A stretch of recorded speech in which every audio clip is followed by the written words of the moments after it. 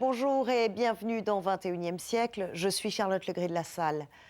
C'est un pays malheureusement connu pour concentrer le plus grand nombre de meurtres et de viols au monde. Un pays où certaines femmes risquent plus que d'autres, les lesbiennes. Un pays qui a pourtant adopté les lois parmi les plus progressistes au monde pour les protéger.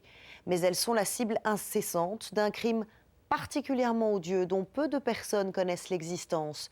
Cela se passe en Afrique du Sud, où nous avons rencontré une survivante.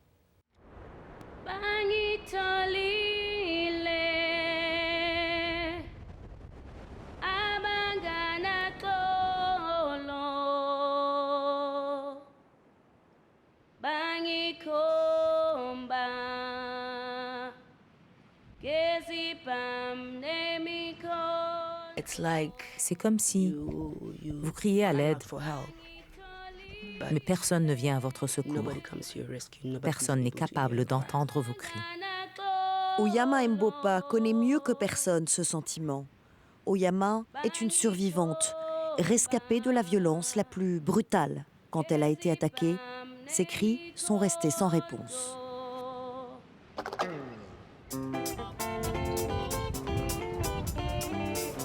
Oyama vit juste à la périphérie du Cap, le joyau de l'Afrique du Sud.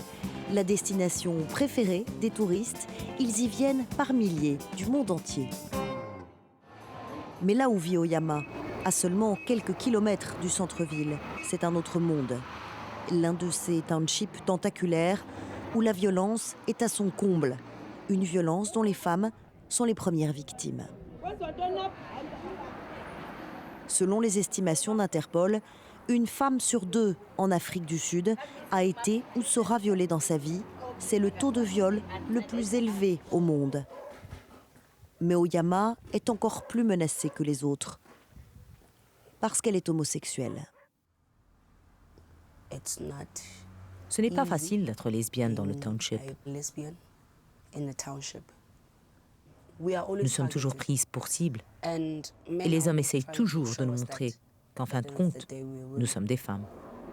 La haine, la brutalité, Oyama les a connues très jeunes. Elle avait à peine 15 ans, une collégienne, déjà ouvertement homosexuelle. Il m'a traînée hors de la maison, depuis le pas de ma porte jusque-là. À l'époque, il n'y avait pas autant de cabanes par ici. Il y avait un petit passage. Il avait un couteau. Il m'a dit d'enlever mon pantalon et mes sous-vêtements. Et là, il a commencé à me violer. Elle sait exactement pourquoi elle a été attaquée. Aucun doute là-dessus. À cause de ma sexualité, pour que nous soyons toutes guéries, que nous nous mettions à fréquenter des hommes et que nous devenions toutes hétéros. C'est ce qu'ils appellent le viol curatif. Viol curatif ou viol correctif, le cauchemar quotidien de toutes les femmes homosexuelles ou bisexuelles en Afrique du Sud. Pas de statistiques précises, mais les associations de défense des homosexuels estiment que 10 lesbiennes sont violées par semaine dans la seule ville du Cap. Depuis 1998, plus de 30 femmes sont mortes à la suite de ces crimes de haine.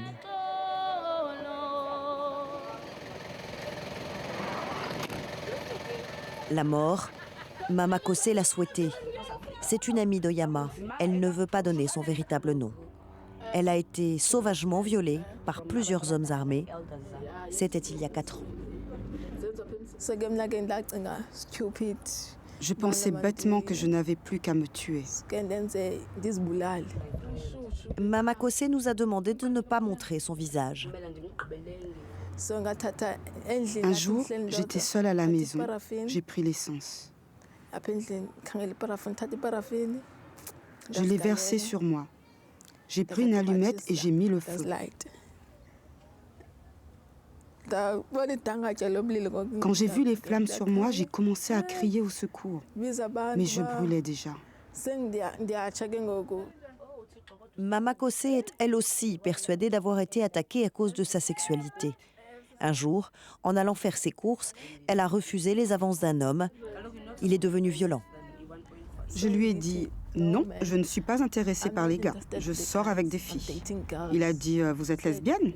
J'ai dit « Oui, je suis lesbienne. » Il l'a attrapée, traînée jusqu'aux toilettes, derrière des maisons, un pistolet pointé sur sa tempe.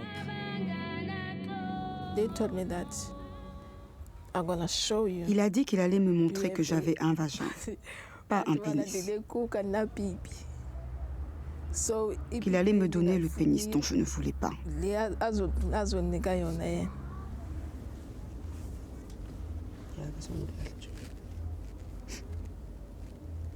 Mama Kossé a survécu à cette agression, mais elle est restée meurtrie par la honte, des blessures physiques, psychologiques, à vie. Pour certains experts, cette incroyable violence à l'encontre des femmes d'Afrique du Sud peut s'expliquer par l'histoire troublée du pays. Nous avons connu 50 ans d'apartheid très violent où tout le monde a été brutalisé. Cet héritage est là aujourd'hui. Bernadette Mutien travaille pour une organisation des droits de l'homme sud-africaine, Engender. Pour elle, ces années d'oppression, mais aussi de pauvreté, marquent encore la vie de beaucoup et continuent d'engendrer cette violence. Quand vous dépouillez une personne de sa dignité, vous la dépouillez de son humanité. Elle ne peut plus voir les autres personnes comme des êtres humains et ceci explique en partie les niveaux et les types de violences que vous voyez ici. Pour Bernadette Mutien, les lesbiennes sont encore plus menacées que les autres. L'Afrique du Sud a pourtant l'une des législations parmi les plus progressistes envers les homosexuels. C'est le premier pays d'Afrique à autoriser le mariage homosexuel. Mais ces lois, conçues pour protéger les droits des gays et permettre aux femmes de vivre ouvertement leur sexualité, peuvent paradoxalement les mettre en danger. Explication. Je pense que cette protection juridique peut irriter les hommes les plus traditionnels. Ils se sentent comme obligés de devenir violents envers les femmes lesbiennes et bisexuelles. Ces attitudes, ces discriminations sont profondément ancrées ici, dit-elle, parfois même au sein d'une même famille.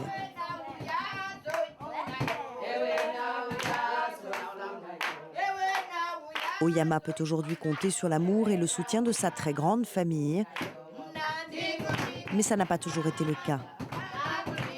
Elle avait 13 ans lorsqu'elle révéla son homosexualité à sa mère. Ma mère ne voulait pas en entendre parler. Il y a eu des réunions à cause de moi, des réunions de famille. Les plus âgés sont venus me voir pour me dire que ce n'était pas bien, blablabla. Il y avait cette chose nouvelle pour moi. Et ça a été un choc. J'ai dit, c'est de la sorcellerie, mon enfant. Je la battais beaucoup. Être gay dans notre culture, chez nous les Noirs, c'est un tabou. Nous sommes éduqués, sans savoir ce que c'est que l'homosexualité. 8 longues années, c'est le temps qu'il a fallu à la mère d'Oyama pour accepter l'homosexualité de sa fille. Elle a enfin lâché prise et m'a juste acceptée. Ça a complètement changé ma vie de juste l'entendre me dire combien elle m'aimait et qu'elle acceptait ma sexualité. Oui, j'ai accepté mon enfant comme elle est et je l'aime.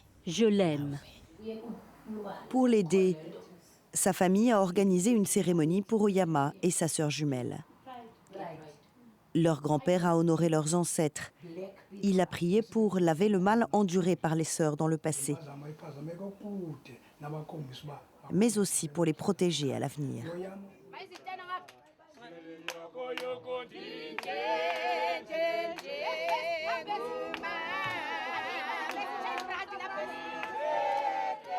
Mais pour protéger les droits de tous les gays à l'avenir, ce sont les lois qui doivent être appliquées. C'est ce que dit Edwin Cameron. Il est juge à la Cour constitutionnelle d'Afrique du Sud. Les femmes lesbiennes remettent sérieusement en question la suprématie masculine, la hiérarchie des genres. Le juge Cameron explique que même la première étape, qui consiste pour les femmes à demander justice, n'est pas évidente. Il y a beaucoup de travail à faire pour que les lesbiennes puissent plus facilement dénoncer le viol. Elles sont peu de femmes sud-africaines, qu'elles soient gays ou hétérosexuelles, à signaler leur viol. 1 sur 9 seulement. De nombreux experts, comme le juge Cameron, dénoncent le peu de cas qui est fait de leur traumatisme, la façon dont les victimes sont traitées par la police et les tribunaux, et surtout le fait que les auteurs de ces viols restent impunis. Nous devons changer les attitudes dans l'opinion publique, chez les responsables de la police et les gens comme moi, juges, avocats, magistrats. La priorité aussi, donner aux victimes le droit à des soins. J'ai senti que je devais créer quelque chose de spécifique pour les abus sexuels. Toko Majokweni travaille pour l'autorité nationale des procureurs sud-africains. Elle a mis en place un ensemble de services aussi innovants qu'adaptés pour les survivantes de viols. Les centres de soins Tutuzela, sous un seul et même toit, les femmes peuvent y trouver des soins médicaux immédiats, une aide psychologique et juridique. Nous voulons transformer les victimes en survivantes, puis en femmes victorieuses. Pour l'ONU Femmes, l'Agence des Nations Unies pour les femmes, ces centres sont aujourd'hui l'un des meilleurs exemples de services global offerts aux victimes de viols. On en compte une 50aine dans le pays. Mais Toko Majokweni pense qu'il faut bien plus pour que ces femmes obtiennent victoire. Il faut juger et punir ces viols, pour lesquels les procédures traînent depuis des années et font perdurer les souffrances des survivantes. J'ai mis en place des agendas. Un cas doit être traité dès qu'il est rapporté. 9 mois plus tard, la victime doit obtenir un verdict. Résultat, les procureurs mis à disposition par ces centres obtiennent des taux de condamnation plus élevés et bien plus vite. Personne ne devrait être violé de cette façon. Nom Kibo Manzini dirige le bureau sud-africain de l'ONU Femmes qui travaille main dans la main avec le gouvernement pour combattre le viol. Pour elle aussi, une réponse rapide et adaptée aux victimes est la priorité. Je pense que le gouvernement sud-africain a fait de bonnes choses en termes de législation. Il faut s'assurer que dans les cas de viol et d'assassinat des gays et des lesbiennes, les dossiers soient suivis aussi vite que possible, avant que les preuves ne disparaissent. Oyama nous raconte que son agresseur a été arrêté et a passé 5 ans en prison. Mais, dit-elle, elle a encore ce sentiment de se battre pour faire accepter sa sexualité par la société. Pour guérir, pour protéger les autres femmes, elle a fondé un groupe de parole. Les jeunes femmes homosexuelles peuvent discuter de la discrimination qu'elles subissent. C'est ça le point important, nous voir comme des êtres humains. Je ne dis pas des homosexuels seulement, mais comme des humains. Nous ne voulons pas être victimes de discrimination. C'est ce que nous sommes. On n'essaye pas de dire que nous sommes des hommes, que nous voulons prendre le dessus sur eux. Ce que l'on veut juste dire, c'est que nous sommes comme ça. Acceptez-nous comme les femmes que nous sommes. Mais Oyama le sait, une véritable acceptation ne passera que par un changement de mentalité chez les hommes. Changer leur regard sur les femmes et sur les lesbiennes en particulier. Un sentiment que partage avec conviction cet homme. Pour nous, il est important que les hommes rejoignent le mouvement et se lèvent contre la violence sexiste. Dumisani Rebombo travaille pour l'organisation Sankey Gender Justice, un programme inédit, osé, qui réunit les hommes et les garçons des townships sud-africains. Le but, convaincre que la violence contre les femmes est inacceptable et que l'attitude de chaque homme peut faire la différence.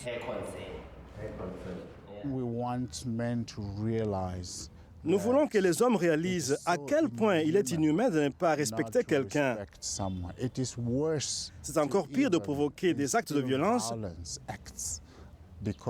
parce que vous n'êtes pas d'accord avec les idéaux ou les opinions de quelqu'un. Et Dumisani sait de quoi il parle. À l'âge de 15 ans, il n'a pas eu la force de résister à la pression de ses copains. Et malgré le dégoût, il a participé à un viol collectif, ce qui lui a valu les félicitations de ses camarades de classe. On nous a fait une standing ovation pour cet acte, comme si on avait fait quelque chose de formidable. Mais depuis ce moment, je suis rongé par la culpabilité. Depuis, il fait tout pour laver cette faute et consacre son temps à empêcher les garçons et les hommes de commettre le même crime. On ne peut pas dire que nous sommes libres quand nos femmes, qu'elles soient hétéros ou lesbiennes, marchent dans la peur chaque jour de leur vie.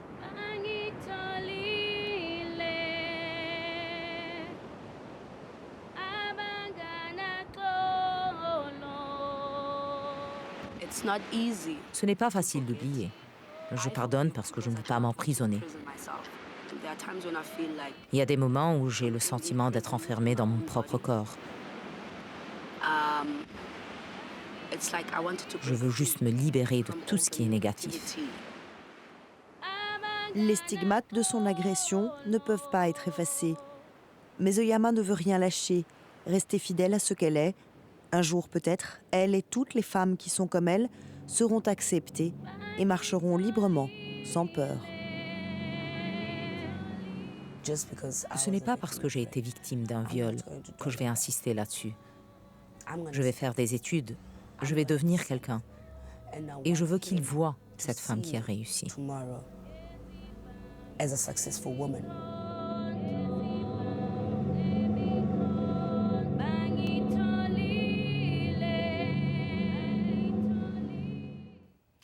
Aujourd'hui, Oyama se prépare et répète un one-woman show qui parle de la violence sexuelle. Son espoir est que ce spectacle aidera les autres survivantes à parler, à réclamer justice, à avancer debout.